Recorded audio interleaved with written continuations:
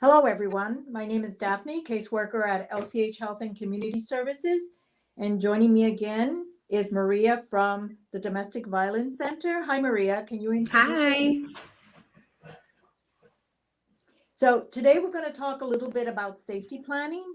Most of us know a little bit on how to plan ahead for our safety, say in the event of a flood, fire, hurricane, tornado, or even just driving alone at night or in bad weather. But Maria, what is safety planning in the context of an abusive relationship? So it's actually such a great question. Safety planning is whenever you make a plan for the case of an emergency, whenever, if and when that would arise in a domestic violence relationship. And unfortunately, we do have to be prepared for the worst, just like we would do for a hurricane or for a flood. And unfortunately, the same has to be done for a domestic violence relationship. So safety planning is the planning of that, whatever that plan would look like for you as the victim and survivor of that. So whether you're going to stay in the relationship, whether you intend to exit the relationship, or once you've left the relationship, you're going to have a different plan depending upon what your particular situation is at the time. Exactly. Does it look the same for every person? It absolutely does not. It can look differently for different people, and it might look different on the day. You just never know. You always want to be planning for the emergent, whatever that may look like, financially speaking, emotionally, mentally, physically, your location, all of those things go into safety planning. So you have to be flexible. You have to be able to Yes. make changes. And how do you make a safety plan? So a safety plan is made. It's not anything necessarily that has to be written down, but it can be. But it's just a plan of action. So however you want to put into action your steps, your next steps. So that could be making sure that it's a place that your abuser is not well aware of, an address of somebody that they don't know, a friend of a friend, somebody they may not be acquainted with, somebody that may not be close family or a relative. Financially speaking, having emergency money, those kind of things all go into what a safety plan may look like for a victim in a domestic violence relationship. And of course, a person can go either to a DVCCC, or they can come to LCH, or they can even go to a trusted friend, right? Or a trusted person in their life. Yes, all of us work for entities that do offer that type of support. And so if and when you find yourself in an unfortunate situation like a domestic violence relationship, please feel free and safe to hit up your local domestic violence center.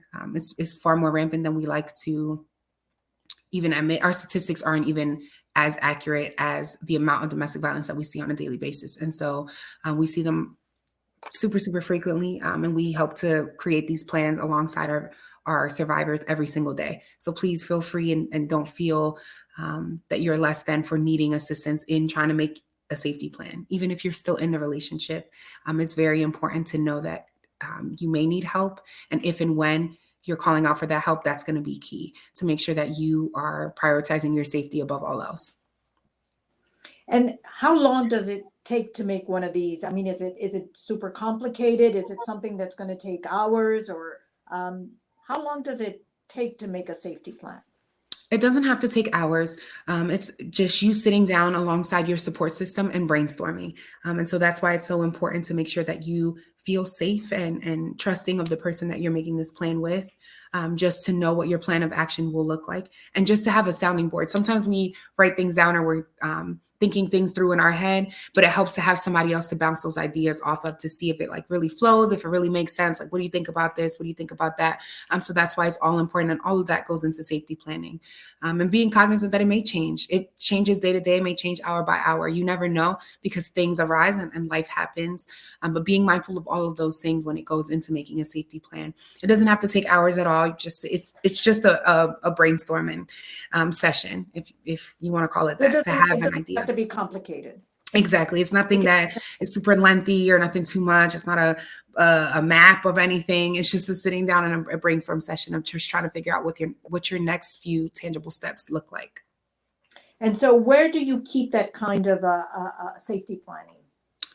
I would suggest not keeping it anywhere on your person, making sure that you're doing so with somebody you trust. So once again, at your local domestic violence center like DVCCC or LCH, looking to save, like put your plan in a place that's safe. Somebody that you trust, your best friend, a parent, somebody that your abuser may not have access to is always going to be your key point, because you never want them to finesse their way into getting access to something as emergent and as crucial as a safety plan ever.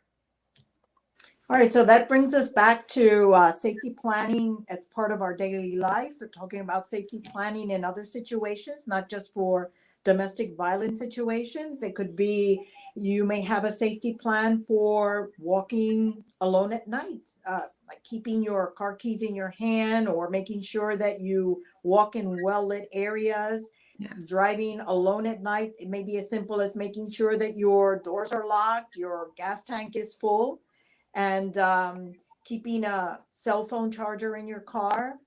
I'm just throwing, these are some ideas, right, about safety. And of course, we all know about floods and fire and tornadoes. Yeah, I was just thinking too, Daphne, as you're listing off things, I'm like, I do that too. I make sure that I pump gas in the morning, especially now that it's getting darker earlier in the evening. Please just making certain, as a woman as well, I don't like to walk anywhere by myself, especially at night.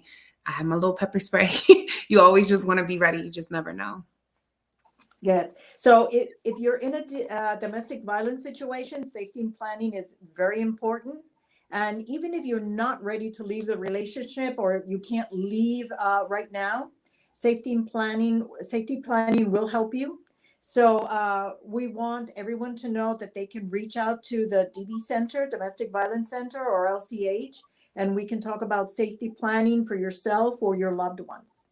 Yes, especially just like you said, Daphne, right there as well. Even if you're not ready to leave the domestic violence situation, it's not even in that, it's not something to beat yourself up about. It's even acknowledging that you may need help or you may need the safety plan someday. Sometimes we've seen with our survivors that they'll say things like, I never thought it would get this bad. And then there was an event or something that transpired that showed them like, wow, he really would kill me or she really would kill me. And unfortunately, that was the turning point for them. But thankfully, in that same breath, like it was the turning point for them. And so never feeling embarrassed about the fact that it may not be time for you or you may not feel ready to leave that situation, but acknowledging that you may one day need to. We make safety plans for that too. We just want to make sure that you are aware that we are accessible and easily so, to make sure that you feel supported and you feel like you have the help that you need, even if it takes strategic planning like this, because abusers are smart, but we're smarter. So we're here to assist you in that. That's wonderful. Thank you, Maria. Of course, no problem.